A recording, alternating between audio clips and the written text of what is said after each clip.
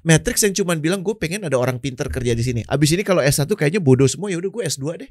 Kenapa nggak S3 sekalian? Atau S5, S3 sia-sia. Nah, kan? Coach kasih solusi.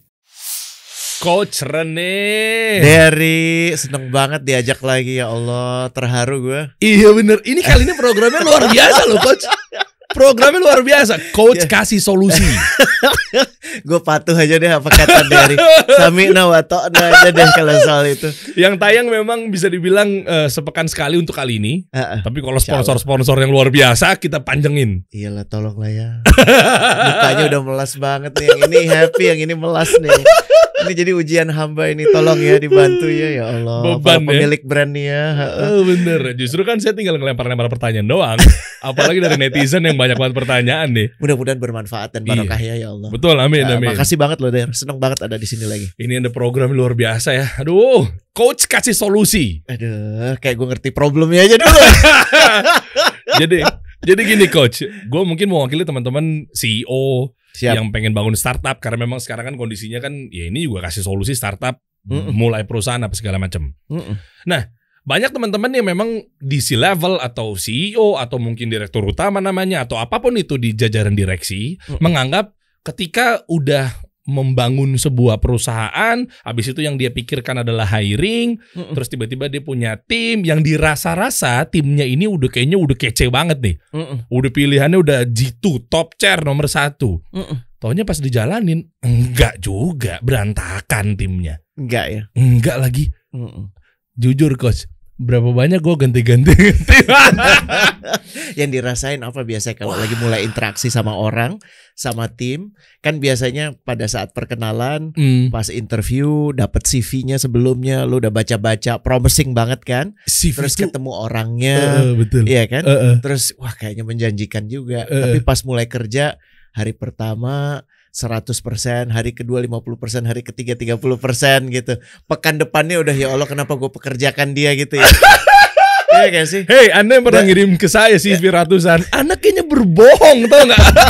Kayak mau ngomong gitu tau gak? Coach, gue tuh kayak pengen ngomong gitu, kayak Anda bohong tau gak selama ini? Iya. Beda banget, CV itu manis banget Coach. Iya. Makanya kadang gue mikir, kayaknya ada kalanya kenapa sih emang harus CV ya? Kok apa ya? Kurikulum vitae itu kan istilah untuk gimana lo bisa dikenali. Iya. Kan? Cuman akhirnya yang sekarang jadi pendekatannya template. Iya.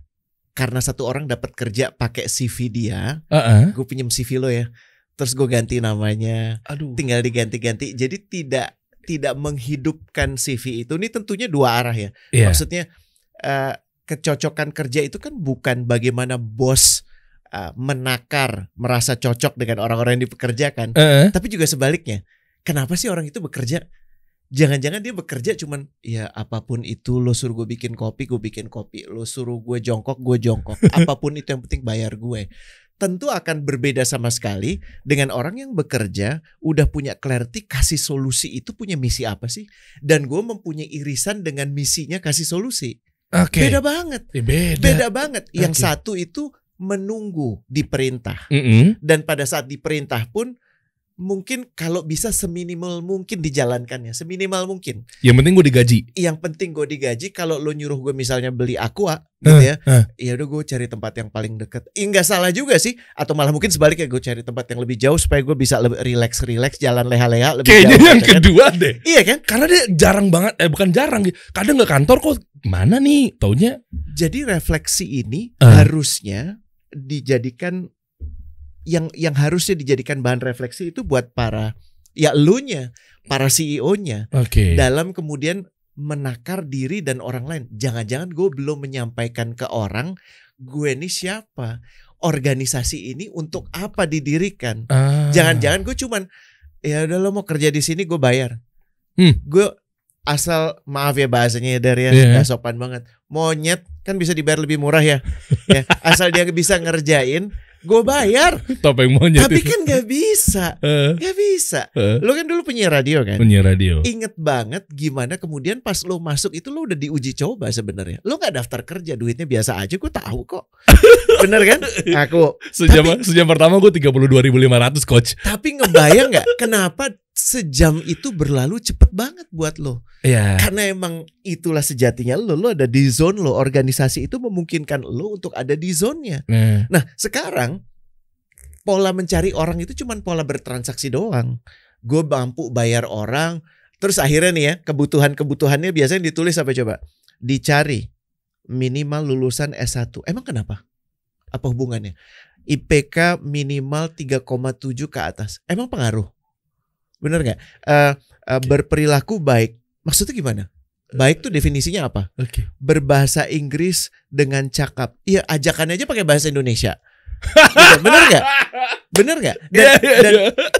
Dan gini, bisa jadi orang IPK-nya 3,9 bro.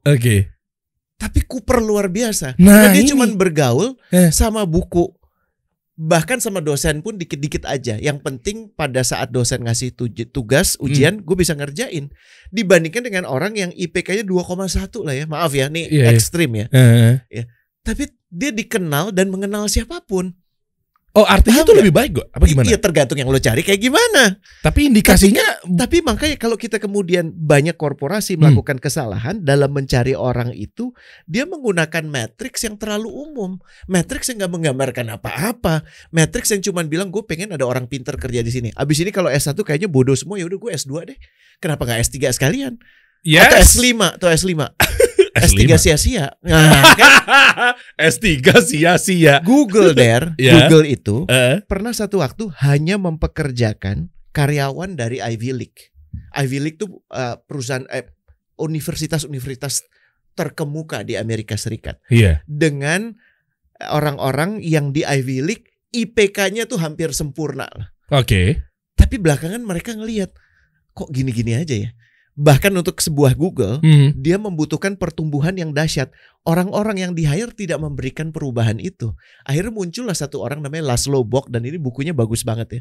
Dia jadi Chief Human Resource-nya Google untuk sekitar 8-10 tahun. Dan dia itu kemudian menetapkan salah satu yang paling dramatis adalah tidak lagi mencari orang berdasarkan pencapaian akademik. Loh, indikasinya pada saat itu apa? Dia bertanya begini. Jadi yang dibutuhkan apa? Yang dibutuhkan adalah orang yang mampu mendobrak, orang yang mampu menggebrak status quo. Oke, kalau gitu yang lo butuhkan itu bukan orang yang punya IPK 4. Nggak salah punya IPK 4. Tapi kalau hanya IPK 4 nggak dapet. Jadi yang dibutuhkan apa? Orang-orang yang mau menggebrak tuh siapa ya? Apakah hanya ada di Amerika atau di seluruh dunia? Oh, di seluruh dunia justru. Dan modelnya kayak gimana? Movement starter. Orang yang memulai gerakan. Orang yang gak nyaman dengan satu situasi dan merasa gue harus melakukan sesuatu. Gue mau mempekerjakan dia. Oke, saat itu tahunya dari mana kalau dia bisa mendobrak? Akhirnya dia membuat bentuk-bentuk kompetisi, bentuk-bentuk ajakan yang sifatnya bukan employmentship. Tapi ajakan untuk yuk duduk bareng. I see. Dia kemudian scouting orang kemana-mana untuk mencari orang-orang itu. Makanya dipekerjakan akhirnya atlet, ya, gold medalist dari Olimpiade, bro. Iya lagi ya, tahu. Movement starter dari pedalaman Afrika. Iya. Yang punya sekolah catur, ya di Uganda. Kenapa? Karena dia ada di area yang impossible untuk orang bisa melakukan satu hal. Dengan segala keterbatasan dia melakukan itu. Bayangkan kalau dia diberikan resources yang dimiliki oleh Google. Paham ya? Jadi pola pikir, konsep berpikir ini menurut saya bisa diadopsi oleh banyak organisasi. Pada saat lo masih menjadi startup, kan ada kegairahan itu ya. Ada kerasa gitu, kebaca keinginan untuk mengubah dunia, menjadikan dunia sedikit lebih baik. Tapi kenapa pada saat mencari orang akhirnya lu tunduk dengan matriks yang itu juga? Akhirnya lu cuma nyari, gue mau lulusan S2. Emang lu udah S2 sob? Enggak sih. Paham ya? Jadi ya betul, yang namanya pencapaian kuliah itu memberikan indikator. Tapi bukan seluruh indikator. Lalu? Ada indikator lain. Dia ada di kuliah, tapi ekstrakurikulernya gimana? Lu mesti tahu dong dia gaulnya sama siapa. Jangan-jangan dia cuma abis dari kampus pulang kampus pulang, setor on time, balik. Sementara temennya yang satu lagi, dia terlibat di dalam sekarang istilah senat, dia terlibat dalam himpunan mahasiswa, dia terlibat di dalam macam-macam. Iya, cara berpikirnya beda. Yang satu itu hanya berinteraksi secara statis dengan ilmu pengetahuan dan dosennya, yang satu berinteraksi secara dinamis dengan keadaan dunia sekitarnya. Oke. Dan yang lo dapatkan dua orang yang sama sekali berbeda, walaupun IPK-nya sama, atau bahkan yang satu lebih rendah, yang banyak main tuh lebih rendah. Paham ya? Iya. Paham ya? Iya. Jadi pada saat mencari CV, yang lo butuhkan itu sebenarnya bukan CV-nya, tapi kisah orang itu. Oh, artinya begitu dia datang, digalinya interview di situ. Iya, letak. Di situ letaknya excitement lo apa yang bikin lo greget, pencapaian yang paling lo banggakan apa, kegagalan yang paling dramatis apa. Ada nggak dialog itu? Jangan-jangan dialognya cuma ingin memastikan, jadi benar kamu lulusan UI? Iya lagi. Gue kayak gitu coach. Waktu itu. Kamu kelahiran tahun berapa? Benar IPK-nya, mana buktinya? Ya kan gak gitu. Kan dicari keselarasan, excitementnya. Dan yang paling penting, sebelum lu mengajukan organisasi ini, kami mencari orang, itu kan pada prinsipnya kayak keluarga mau mengadopsi, bener gak? Iya. Bener gak? Bener gak sih? Bener. Apa lu keluarga kalau mengadopsi bentuknya kayak begitu? Ya enggak lah, lu bener-bener cari tahu dia itu siapa, datangnya dari mana. Dan orang juga sama, lu perlu melakukan itu. Oke. Menarik ya? Menarik. Ini mental CEO lu harus paham nih di sini. Iya, jadi jangan udah langsung, aduh gila dia lulusan dari mana. Gini, nggak jelek, sekali lagi jangan menganggap gue mempertentangkan lulusan dari mana, IPK berapa. Tapi itu hanya sebagian dari banyak hal yang harus ditakar tentang orang. Oke. Tapi gini coach. Terkadang IPK yang memang kecil, misalnya kecil itu si para CEO udah skeptis coach. Sebentar, skeptisnya dalam artian, iya lo aja nggak mampu menjalankan. Betul. Mata kuliah lo aja nggak mampu begini gitu. Minimal kalau IPK-nya udah 3,9 atau mungkin cum laude, macam-macam lah. Itu kan mereka udah punya pegangan pondasi yang kuat, coach. Itu gimana? Betul. Tapi di sini letaknya. Gue sama sekali tidak mempermasalahkan IPK. Tapi IPK itu bukan, sekali lagi ya, bukan sufficient condition. Itu adalah, kalau mungkin lo bisa bilang necessary condition deh. Ada. Yang penting ada, tapi tidak cukup hanya itu. Makanya necessary condition, bukan sufficient condition. Lo nggak boleh mempunyai pretensi karena dia lulusan perguruan tinggi terbaik, kemudian dia IPK-nya 3,7, maka artinya dia akan mentas. Nggak boleh.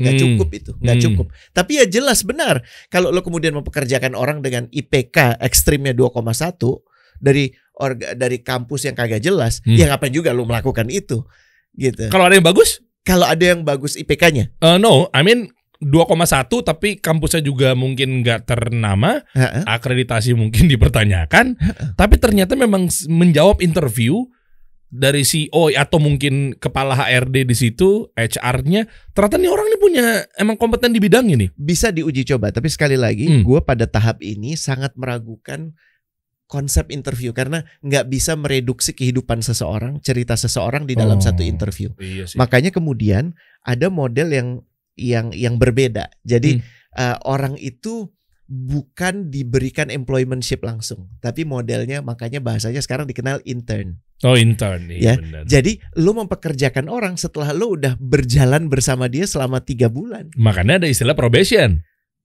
Kalau probation kan dia sudah dalam konteks employmentship. Ini belum. Tapi kan probation belum tahu, dia masih pertaruhkan karirnya dia. Boleh, kalau mau melakukan itu boleh. Tapi kenapa tidak dibuatnya polanya itu adalah internship? Internship itu lebih loose. Dan di situ dia bisa belajar. Bukan lo belajar tentang dia, lebih penting dia belajar tentang lo. Si anak magang ini? Si anak magang ini. Magangnya biasanya cuma 1-2 anak, sekarang diambil aja 10. Tapi dari situ yang lo ambil mungkin hanya 1 atau 2. Keren. Ya.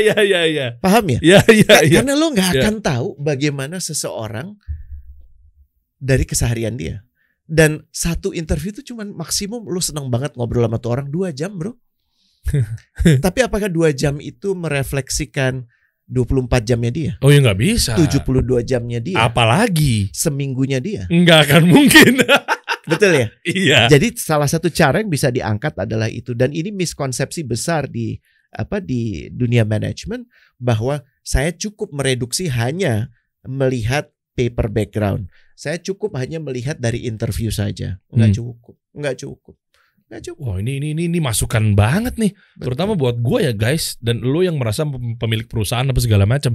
Gara-gara gini soalnya biasanya ketemu orang seperti ini ya itu tadi sesuai dengan yang kalimat gue omongkan di awal coach, yaitu tentang iya ternyata gue rasa bagus nih orang nih, begini hancur tim. Betul. Dan peran ini maaf ya dengan segala hormat untuk kawan-kawan HR ya, nggak boleh hanya diberikan kepada HR. Benar untuk apa nih? Mencari orang. Masa coach, kan tugasnya HR ya itu. Nah itu problemnya. Ya terus siapa yang dampingin HR ketika interview? HR itu menurut gue perlu mempunyai pulse dari seluruh organisasi. Pulse tuh detak jantungnya organisasi, dia paham. Iya. Kenyataannya sarkas nih, gue demen nih sarkas. Itu gue sebut belum terjadi. Kenapa? Karena HR akhirnya direduksi hanya sekedar urusan admin, dan itu nggak tepat sekali lagi. Dan ini ya, ini camkan ya Daria dan kawan-kawan ya, orang terbaik akan meng-hire orang terbaik, bahkan lebih baik. Orang biasa aja akan meng-hire orang lebih buruk dari dia. Iya bener. Menarik ya? Bener. Menarik ya? Bener lagi. Ini penjelasan kenapa Steve Jobs sampai karyawan ke 10.000 di Apple masih nginterview sendiri. Mungkin cuma 10 menit, mungkin cuma 5 menit, tapi melalui dia. Kenapa? Karena dia ingin punya say. Duduk bersama itu ya tentunya orang, ya tadi gue bilang interview 2 jam tidak menggambarkan apa-apa. Tapi kalau lo udah nginterview 1.000 orang, 10.000 orang, dan lo kualitasnya benar-benar kayak misalnya lo dan ilmu radio lo gitu ya, dan ilmu merangkai kata-kata. Dari ini jago banget merangkai kata-kata. Lo ngobrol spesifik hanya untuk urusan itu. Gue kasih lo waktu 10 menit sama orang, lo udah tahu kualitas orang itu kurang lebih kayak gimana, betul nggak? Iya, bisa betul, dibilang kan? Begitu. Bisa dibilang, lo bisa menakar. Oh dia begini, dia nggak bisa, dia bisa 50-50, itu ada. itu gue nggak menafikan itu. Ya, tapi gini, orang terbaik akan meng-hire orang terbaik juga. Pertanyaannya, orang terbaik lo jangan-jangan lo suruh mengerjakan pekerjaan selain daripada mencari orang. Padahal yang namanya menentukan siapa yang harus dipekerjakan, mencari orang itu tugas orang terbaik. Sejujurnya kalau lo ini startup punya lo, atau lo CEO-nya, orang terbaik harusnya lo. Jadinya lo. Bener gak? Iya. Gak ada lagi tuh, gue gak mau tahu ya HR. Gue gak mau tahu. Next week, pekan depan harus dapat nih orang. Lo mau jungkir balik, bayar orang, nipu orang, terserah. Orang ini harus bekerja. Gak bisa. Emang lo bisa dapet jodoh kayak gitu? Gak bisa. Gue pokoknya mau kawin tahun depan, gue gak mau tahu gimana caranya. Siapapun yang ada di depan gue tomplok. Itu efeknya udah pasti gak baik. Demikian. Kenapa kalau begitu lo melihat untuk jodoh, lo melihat hal yang berbeda untuk orang yang lo pekerjakan? Ini kan juga bentuk lain dari jodoh. Iya benar, inline memang. Betul gak? Kenapa lo biarkan, gue gak peduli lah, terserah orang itu, yang penting bisa kerja. Kenapa kalimat itu masih keluar? Harusnya sebelum lo mengizinkan orang itu untuk bekerja bersama lo tahu betul orang itu, dan orang itu tahu betul tentang lo. Aduh, itu yang gak terjadi. Gue pengen cerita dikit nih coach. Boleh. Iya bener lagi. Waktu gue ada di radio, sempat ada di jajaran program director atau direktur program. Yang dimana gue lagi mau nyari ini coach, pegawai, tim, staff yang memang golongan 4, golongan 5, kan gitu ya kalau terdetek di Kementerian Tenaga Kerja kan. Yang mungkin dia UMR apa segala macam. Lanjut, abis itu gue nitip ke HR coach. Ternyata ya HR polanya, iya LinkedIn, kontak, nemu di LinkedIn dengan baca CV-nya. Iya waktu itu kan gue juga. Apalagi? Iya apa sih? Apalagi? Sejujurnya ya apalagi memang. Bener gak? Tapi bayangkan kalau kemudian lo ngomongnya tuh begini. Organisasi ini mencari anggota keluarga baru. Kami adalah organisasi yang memperjuangkan apapun itu ya, misalnya renewable. Merasa bahwa 11% kontribusi renewable energy untuk Republik ini itu sama sekali unacceptable, tidak bisa diterima. Dan kami memperjuangkan paling tidak setiap tahun angka itu meningkat, bahwa Indonesia akan mengandalkan energi murni dari Sang Pencipta, bukan energi yang akan mengotori. Kami mencari orang-orang untuk menjadi bagian dari perjuangan ini. Beda gak sih pitch-nya? Oh beda. Dibandingkan dengan yang perusahaan ABC mencari karyawan golongan 3 dengan spesifikasi ABC. Dry, kering. Orang yang kerja yang di kedua, iya gue kirim CV aja deh, syukur-syukur gue diterima. Yang di pertama, dia mencari orang yang mau susah. Dia cari orang yang emang bener-bener melihat organisasi itu bagian dari jihad dia. Wah. Bagian dari perjuangan dia. Sebelum lo khawatir gue menyebut kata-kata jihad ya. Perjuangan besar dia. Tapi memang itu Tuhannya jihad juga, nafkah. Betul, kan? Betul. Kenapa kok kita ngelihat organisasi itu cuman sekering mencari untung, mendatangkan laba? Itu kering banget gitu. Jadi kalau gitu adanya lu sama nggak adanya lu sama aja dong. Kenapa? Karena lu cuma cari untung, sama lu cuma cari duit. Salah nggak? Enggak. Itu natural aja. Tapi masih ingat dialog kita yang sebelumnya ya, kawan-kawan juga bisa lihat ke percakapan kita sebelumnya. Orang yang hanya bisa menggunakan uang sebagai argumen nggak akan mempunyai kosakata, perhatian, kerempongan untuk hal-hal yang lebih tinggi. Nggak ada. Terkonsentrasi cuma di urusan duit. Sebagaimana orang kalau fokusnya cuma mendapatkan pengakuan dari orang lain, ya cuma dialognya cuma berhenti di situ. Nggak ada lagi keinginan untuk jadi lebih baik. Nggak ada lagi untuk memperjuangkan kebenaran. Nggak ada. Tugas lo adalah bukan memilah mana yang IPK-nya 3,7 dan 3,5 atau 2,7 atau 2,1. Bukan itu. Tugas lo adalah menakar orang itu. Dia ada di level mana sih dalam bekerja itu? Dan itu bisa dipilih atau yang menentukan adalah pemilik perusahaan tersebut kan harusnya. Pemilik perusahaan bisa merasakan itu tentunya lebih nyata dia merasakan itu. Dan orang-orang terpilih yang sudah terbukti menjadi orang-orang terbaik gitu. Orang-orang terbaik bukan karena dia KPI-nya match semua, bukan, tapi karena dia punya belief. Tahu ya belief iya. Keyakinan. Iya. Kenapa sih lo bikin kasih solusi Der? Iseng. Enggak ya, dong. Kalau iseng yang lain boleh dong. Enggak. Iya enggak? Iya. Enggak? Ini kan bukan iseng-isengan. Iya. Ini kan salah satu bentuk lo berusaha menjadi bermanfaat, karena ya Rasulullah pernah bilang bahwa yang paling makhluk yang paling istimewa adalah dia yang paling bermanfaat untuk yang lain. Ini kan salah satu bentuk manifestasi kalau gue nggak salah. Iya. Dari apa yang lo pahami dari ajaran itu, betul? Iya betul. Karena memang ujung-ujungnya gimana caranya para pelaku-pelaku kreatif freelancer sama pengusaha muslim yang ujung-ujungnya bisa mendapat dan dipertemukan mereka. Nah ini elu gimana caranya hingga obelo kasarnya yang cuma ngudek kopi itu merasakan itu juga. Gue ini bukan bekerja di PT yang namanya kasih solusi saja supaya gue bisa dapat iuran akhir bulan, imbalan akhir bulan. Gue ini mendukung Pak Dery dan kawan-kawan satu upaya untuk memberdayakan kawan-kawan di luar sana. Itu narasinya gimana tuh Coach? Iya, lo menyampaikan ini sebagai sebuah gerakan, bukan tawaran kerja. Gerakan kasih solusi itu adalah gerakan. Gerakan memberdayakan anak-anak kreatif Indonesia untuk bekerja sesuai dengan jalur yang diridhoi Allah. Dan kalau lo udah menggunakan kata-kata itu, apa ada orang yang cuma cari duit mau masuk? Ya mungkin ada, tapi lebih sedikit. Dia akan bilang gini, repot. Ya, kita disuruh berjuang dulu. Ya emang jelas gak nyambung di lo. Dan artinya apa? Daripada lo terima 1000 CV, ya artinya kalau 1 menit 1 CV, lo harus mengalokasikan 1000 menit minimal. Dan ada breaknya ya, mungkin 2000 menit gitu ya. Bayangkan kalau lo kemudian cuma terima 5 CV, tapi 5-5-nya ini yang benar-benar meyakini kenapa sih organisasi lo itu ada. Oh mendingan yang itu dong. Mendingan yang 5 kan? Iyalah. Iya gak? Iyalah. Atau bahkan cuma 1. Iya lebih fokus. Kenapa? Karena Pak Dery, saya mendaftar karena saya meyakini yang Bapak perjuangkan. Saya juga percaya akan itu. Itu yang disebut sebagai just cause there. Just cause. Lo punya purpose. Oke. Tapi purpose itu lo tuliskan dalam bentuk just cause. Kalau purpose itu pribadi, pengalaman pribadi.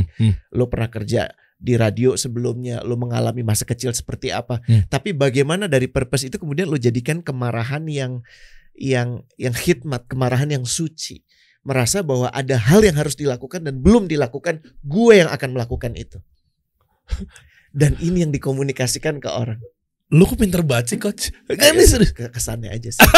Ini bener ya? Bener, relate semua. Bener kan? Lu nonton pasti lu sepakat deh kalau lu paham mengenai hal ini dan lu punya perusahaan pasti inline banget. Tapi problemnya saat nilai-nilai idealisme itu udah lo miliki, pas lo menjalankan udah ketemu sama investor, akhirnya mulai luruh. Akhirnya nggak lo ngitung-ngitung duit. Akhirnya lo mencari shortcut gimana supaya ada revenue lebih, supaya profitnya gede, supaya lo bisa mempertanggungjawabkan ke investor, supaya investor baru lagi masuk. Akhirnya idealisme itu udah nggak ada. Dan akhirnya lu cuma nyari orang yang penting mau dibayar, ngelakuin apa yang lu butuhkan. Bener gak? Lo jangan bongkar WhatsApp gue ke lo dong kok. Nah ini lo maksud gue. Jangan bongkar cerita gue ketika gue ngobrol sama venture capital dong. Ini bro, ini menurut gue yang harus dijadikan sebagai breakthrough. Bahwa startup itu, organisasi itu pada dasarnya diawali dari satu hal ideal yang tidak boleh hilang. Luruh sedikit boleh, luntur-luntur dikit-dikit boleh, tapi tidak boleh terlalu banyak. Kenapa? Karena ini yang akan menjadi hitungan abadi lo di yaumil akhir. Iya. Ini kesusahan ini, bagaimana lo tidak mau sekedar melego keyakinan lo untuk dapat duit di sini. Di sini juga yang kita obrolin di Gandaria City. Di sini dia akan ngomong gini. Oke. Iya kan? Dia akan ngomong, Der, gini ya Der ya, gue tahu lo bagus, tapi kayaknya bakal lebih bagus kalau lo terima perusahaan bir ya Der, untuk nyeponsorin ini. Dan akhirnya lo bilang, ya awalnya sih sulit ya, tapi sekarang kan kita butuh uang ya. Ya sudahlah, nanti saya tobat habis itu. Ya nggak bisa. Value itu tidak untuk ditransaksikan. Bisnis bertransaksi boleh. Value gak boleh ditransaksikan. Gak bisa, mantep. Inilah akibatnya ketika Coach Rene banyak ngobrol sama para C-level, banyak ngobrol para direksi. Begini jadinya. Insight-nya banyak banget. Coba kita lihat YouTube-nya. Kita lihat YouTube-nya di limitless.co ya. Limitless.co. Tuh, lihat deh. Ini cocok banget nih. Maksudnya di sini kita akan kupas ya. Di sini kan banyak ada C-level talk yang memang hari Kamis malam. Kamis malam betul. Iya kan? Banyak. Itu Der, Pak Muhammad Syahrial itu yang tadi gue cerita. Dia mendirikan Tamaris. Tamaris itu perusahaan yang mengusung renewable. Ini orang Der, ini bekas bos gue dulu di BPPN. Dia ditawarin untuk jadi bosnya PLN pernah. Ditawarin untuk ikut ke industri batu bara yang duitnya itu gak ada ujungnya pernah. Terus dia waktu ditawarin itu, dia pilih terbang dulu deh ke sana. Ke site-nya. Terus? Pulang dia nangis. Kenapa? Hancur. Ekosistemnya hancur. Masa iya Coach? Revenue aman, revenue belum lah. Nah, makanya artinya apa? Dia menginvestigasi tawaran itu. Dia pergi ke area dan yang lihat bagaimana ekosistem itu hancur di mana ada area penambangan. Ya tentunya nanti katanya akan diperbaiki, tidak akan kembali dalam kondisi lebih baik. Sekarang sudah ada opsi yang namanya renewable. Tapi kenapa yang renewable itu untuk perizinannya butuh 11, sementara batu bara 3 sampai 4. Aneh ya? Kok gitu? Nah, emang itu problem dari Republik ini yang harus diatasi. Dan akhirnya dia memutuskan walaupun pahit, ya saya menolak yang mudah, yang gampang. Caranya? Ditawarin untuk batu bara dia nggak mau. Akhirnya dia ngambil mendirikan yang namanya Tamaris. Itu adalah mikrohidro. Apa yang dia lakukan adalah mengangkat kekuatan bumi itu sendiri dari sungai. Terus ada satu lagi namanya Maven perusahaannya, itu matahari. Energi matahari kita tuh. Itu energi ini ilustrasi ya, ilustrasi ya. Kalau seluruh dunia itu punya solar panel, seluruh dunia ditutupi oleh solar panel. Jadi bisa menangkap cahaya dari matahari. Kayak yang taruh di genteng-genteng tuh. Tapi seluruh dunia. Seluruh dunia misalnya. Jadi atmosfernya itu solar seluruh panel. dunia katakanlah. Maka kebutuhan energi yang didapat dari satu hari 24 jam itu cukup untuk kebutuhan dunia 1 tahun. Masa iya Coach? Ternyata ya. Nggak percaya gue. Bener. Tapi kan memang berat ya untuk beralih ke hal yang baik. Berat. Kenapa? Karena udah terbiasa. Gitu. Gue menghormati kawan-kawan yang ada di industri batu bara dan itu merupakan pilihan. Ya, nggak jelek juga maksudnya. Kalau lu udah mengambil itu ya pilihan. Tapi lu tahu konsekuensi yang lu munculkan. Dan Pak Iyal ini secara sadar memilih untuk tidak mau ada di situ dan memilih untuk rempong ada di industri renewable. Wah, ini paham nggak? Alasan yang deg-degan sebetulnya. Paham nggak? Yang dan dia pilih. Gampang nggak? Enggak. Iyalah. Susah. Iyalah. Tapi kenapa dia lakukan itu? Karena dia yakin dia bisa membawa perbedaan dengan melakukan itu. Dan dia butuh orang-orang yang gak cuma kerja sama dia. Dia butuh orang-orang yang meyakini misi yang sama. Ini baru pemimpin. Mindsetnya, visioner dan lain-lainnya. Iggy Azsin. Sebagai apa? Pak Muhammad Syahrial CEO-nya di sana. CEO-nya? CEO-nya Tamaris dan Maven. 2 perusahaan lagi. Iggy Azsin itu salah satu komisarisnya Pertamina. Oh, yang Iggy Azsin ini? Yes. Ya, dia komisaris di Pertamina dan di Bank Muamalat. Ya, itu juga hidupnya seru banget. Karena dia outspoken banget. Apapun dia akan ucapkan walaupun pahit di depan orang. Contohnya gimana? Beliau Iggy Azsin deh. Cara merekrut tim seperti apa? Ini pembahasan kita lagi di sini. Iggy Azsin bukan pada posisi merekrut tim karena dia kan komisaris. Iya kan? Dia komisaris perusahaan terbesar, salah satu perusahaan terbesar di Republik ini. Tapi kan approval dari dia kan? Dia hanya mengawasi. I mean bukan approval, tapi endorsement, supervisi lah. Ada. Yang dia coba lakukan bagaimana membenahi begitu banyak hal-hal yang sudah terjadi sebelumnya yang mungkin nggak selaras. Bagaimana dia mengkomunikasikan itu kepada orang-orang yang ada di dalam organisasi ini yang semakin besar. Karena Pertamina kan itu menjadi holding company energi Indonesia. Oh jelas. Betul ya. Itu bisa ngebayang kerempongannya. Gue nggak mau ngomong lebih banyak, lu tinggal baca di situ. Ada juga Iwan Dinata, ya Adinata, Irwan Dinata itu Filia ini adalah bosnya CEO-nya McKinsey. Salah satu kantor konsultan paling terkemuka di dunia, di muka bumi ya. Dia bosnya. Terus ada lagi ini Denny Artama. Denny Artama itu adalah partner ya, partner di EY Integrity Partner. Jadi dia itu memastikan perusahaan memenuhi standar minimum untuk anti fraud. Jadi memastikan level of integrity dari masing-masing perusahaan. Populer? Enggak. Paling banyak dimusuhin. Tapi itu tugasnya COO ya harusnya. Itu biasanya kalau di bank itu tugasnya namanya compliance director. Gitu. Atau CCO, Chief Compliance Officer. Oke. Ya, dan lain-lain ya. Nah artinya maksudnya gini, mereka yang memang coach ajak dengan si level talk dan lain-lainnya gitu ya. Artinya orang-orang pilihan. Iya, insya Allah. Iya, oke. Nah, ya sebenarnya menarik sih, siapa tahu bisa mereka duduk di sini apa segala macam. Kita ajak aja. Nah, ya kan? Kita bedah ya. Maksudnya sudut pandang kali ini mungkin gimana kalau sih ada kawan-kawan yang ingin tahu ada topik apa yang menarik ya. Nanti kami carikan narasumber selain saya yang relevan juga gitu. Ya, setuju banget. Mungkin kalau ada pertanyaan-pertanyaan spesifik tentang industri atau tentang apapun yang terjadi ataupun tentang diri, silahkan ajukan ya. Nah, dan boleh. Nanti kita carikan. Boleh. Coba teman-teman, ini kan ini program yang memang ini weekly ya, mingguan. Ya, khusus untuk coach selama kasih masih solusi. Dipercaya dari Bismillah. Percaya insyaallah. Insyaallah percaya. Insyaallah. Bener, apalagi ada Aqua di sini. Masa nggak percaya teman-temannya jadi pengen minum sih.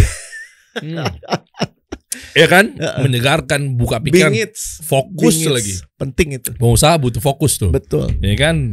Nah, artinya gini, banyak juga orang-orang kalau pengen nanya nih guys, lu pengen apa ya, pengen nyalurkan keresahan lu, coba ditulis di kolom komen. Ya. Nanti di setiap minggunya tayangan coach kasih solusi ini akan kita bacakan di layar, lalu diberikan. Insya Allah kami bantu.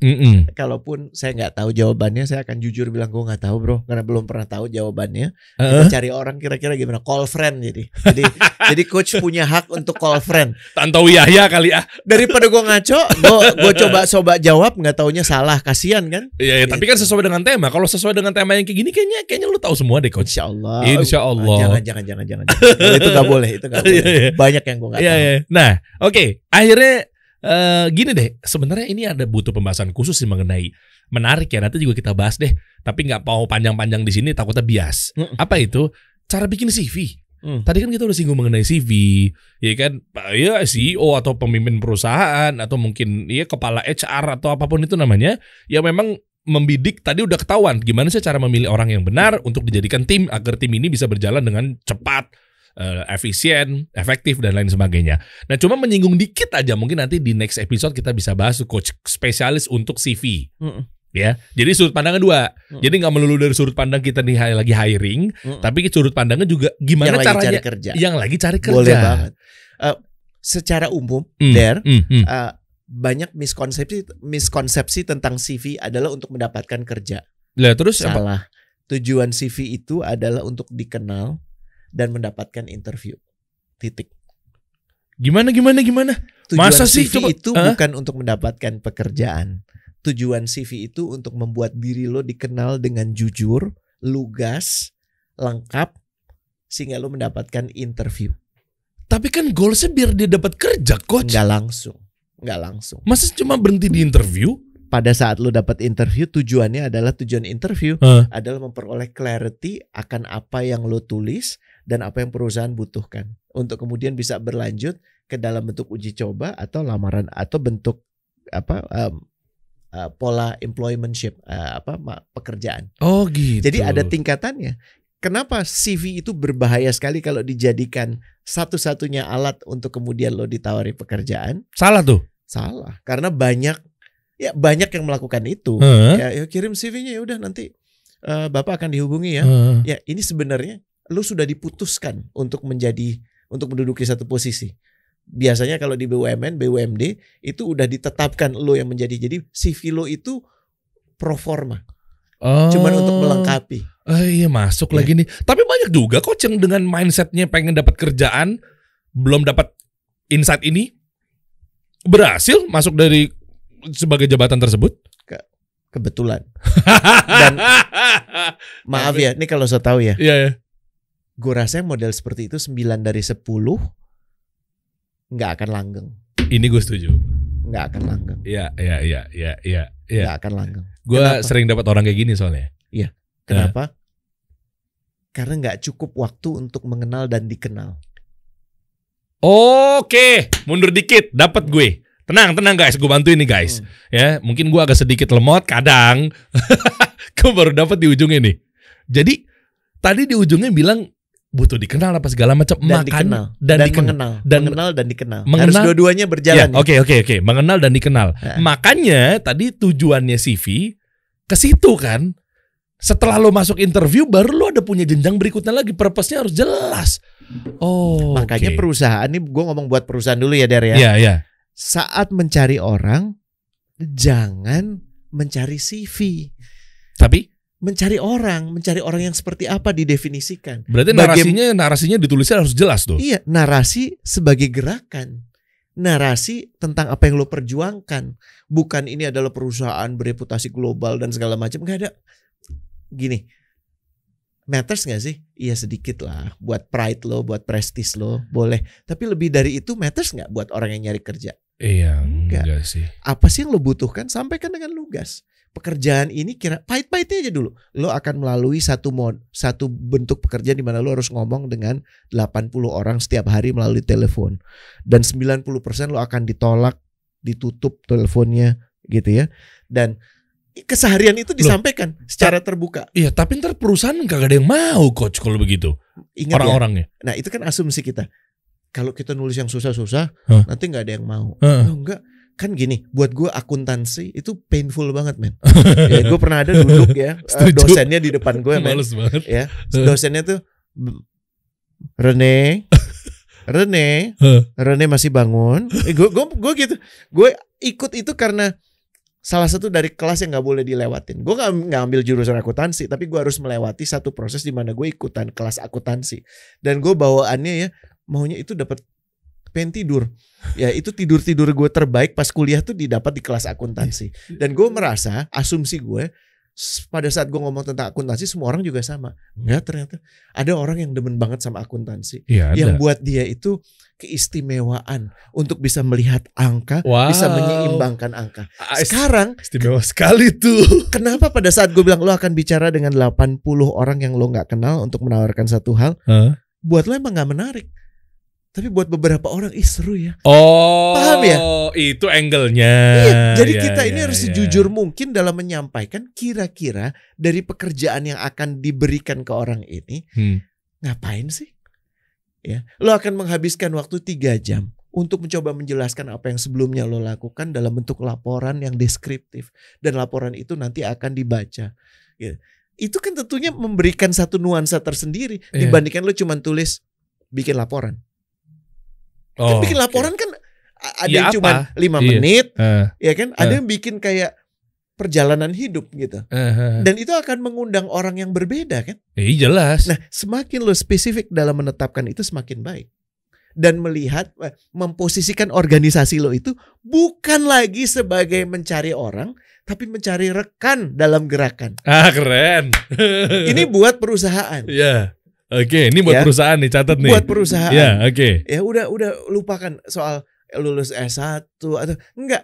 Tanya, lu bilang aja yang lu butuh tuh kayak gimana, udah. Oke. Ini bentar nih Coach, ini menarik nih. Tapi terkadang perusahaan juga gengsi, mereka punya prestis, mereka punya istilahnya kalau sekarang pengen di-privilege-kan. Kan lagi naik tuh istilah privilege gitu kan. Nah, mau nggak mau dia harus masa penawarannya kayak ecek-ecek, nggak ada istilah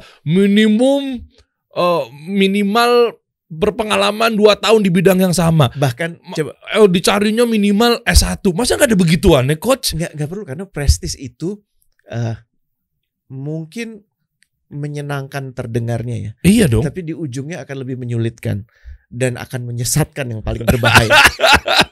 Bahkan yang paling menarik ya. Iya lagi. Beberapa organisasi itu nulisnya gini, kami tidak butuh ijazah sarjana Anda.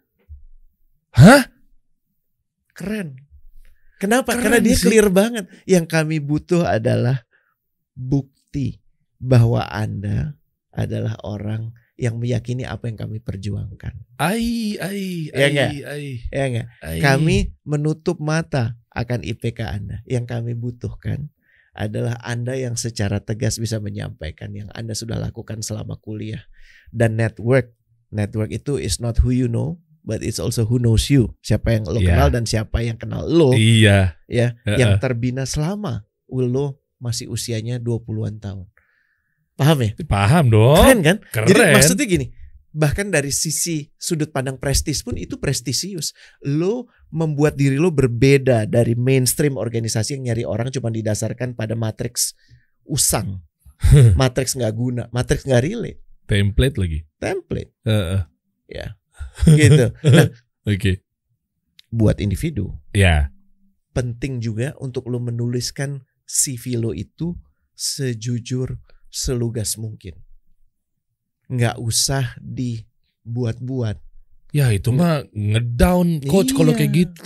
Tapi lo mesti membuat bahasa gue ya, statement of self, pernyataan diri. Siapa sih lo?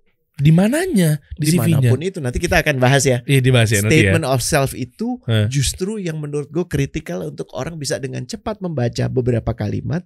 Biasanya di bagian atas, nanti gue tunjukkan caranya ya. Boleh nih, boleh. Ya. Menjelaskan lu dari mana, lu mau kemana, lu ngapain sekarang. Kurang lebih itu. Oke. Paham ya? Dan yang terakhir, CV itu dibuat khusus, secara khusus buat audiens tertentu. Kalau yang minta kasih solusi, lo harus menyebut dalam beberapa kalimat apa sih yang sudah lo lakukan yang terkait dengan kasih solusi. Tapi catatan ini butuh direspon oleh kasih solusi juga. Kasih solusinya mesti clear menyampaikan, individunya juga mesti clear. Jadi nyambung kayak orang salaman. Iya. Jadi nggak ada lagi tuh beli kucing dalam karung gitu ya. Istilahnya. Janjinya begini, yang datang kayak begitu. Nah itu udah nggak ada lagi. Tahan itu dulu. Simpelnya kayak gitu ya. Tahan dulu. Ini kita bahas mengenai CV ini biar nanti next lebih fokus nih. Boleh. Jadi buat teman-teman guys, ini udah bikin melek ya. Coba deh untuk awal episode di Coach Kasih Solusi. Ya, ini tahan dulu ya. Ini banyak banget sih permintaannya, Masya Allah. Tulis di kolom komen kira-kira apa keresahan lo dan apa yang pengen lo tanyakan kepada Coach Rene di Coach Kasih Solusi. Masya Allah. Nanti Coach insya Allah akan kasih solusi. Bismillah. Gua tunggu ya. Coach Kasih Solusi.